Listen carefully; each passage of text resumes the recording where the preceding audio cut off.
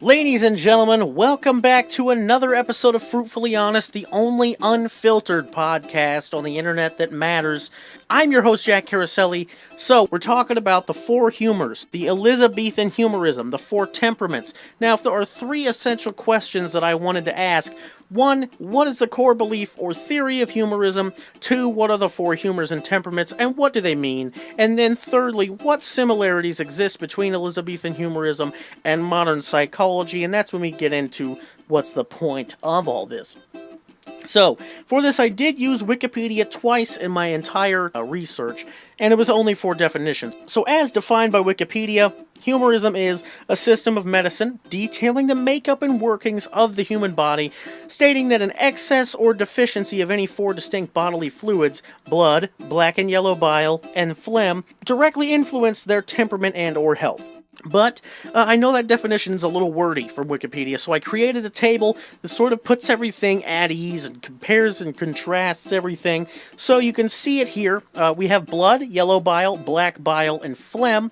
Then you move on to seasons. They're comparison seasons: spring, summer, autumn, winter, respectively. Then your element, your air, fire, earth, and water. Your organs: heart, liver, spleen, and brain. And then your temperament. This is the 4 temperaments. You have sanguine, choleric, melancholic, and phlegmatic. And then you move on to characteristics, and some of these are just adjectives, but based on these adjectives, I sort of made a little profile for each person. So blood is naturally the happiest person. They're charming, they're helpful, courageous, the bubbly cashier is what I like to call them. Choleric is the most confident, and they may even seem arrogant. They're ambitious, passionate, they're the leader. Maybe a manager at your restaurant, they might seem arrogant when you look at them like that. Thirdly is melancholic, and they are the quiet, analytical, serious people. They might even be known as the sad people. They are night owls, they're shy, they overthink things, and they might even suffer from depression and anxiety. But these people also turn out to be the most creative because they think so much, and that's just they have overactive brains and they think about everything.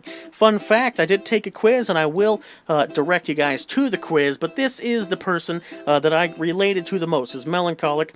Then you have phlegmatic, and to me, this is the calm, peaceful, neutral, patient, thoughtful person, the average person. And when you think about phlegm as what it is, it's that mucousy stuff that gets in your throat, gets in your chest, and sinuses when you have a cold, a common cold. The common person with the common cold. To me, that's just sort of how I like to remember it. So take a second to think of these 4 which you might relate to the most. Now, there is a survey, and I thought it was pretty accurate, so I'll pass it on to you guys if you'd like to on your own time. It's personality-testing.info/test/o4ts/1.php.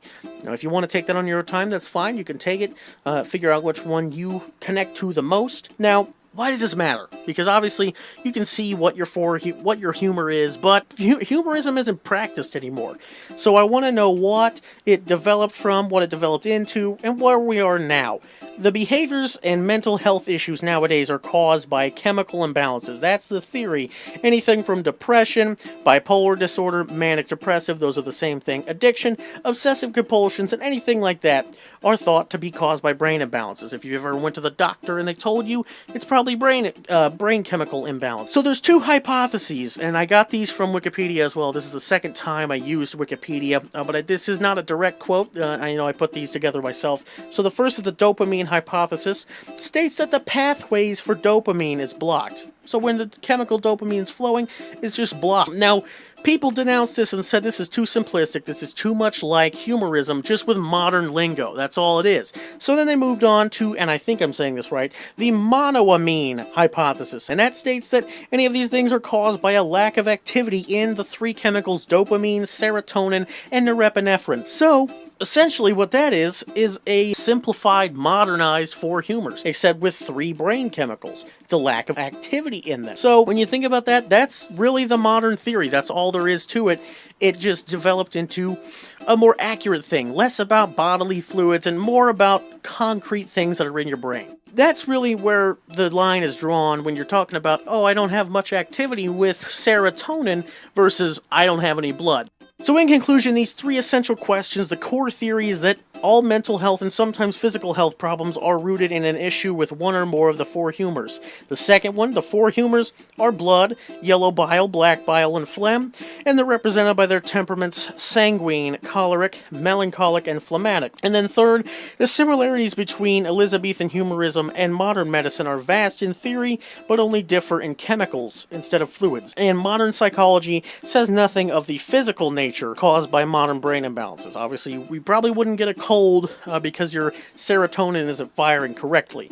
But both theorize an issue with either a chemical or fluid that causes moods to change and disorders to fire up, things like that to happen. So I hope you learned something. Thank you very much for watching.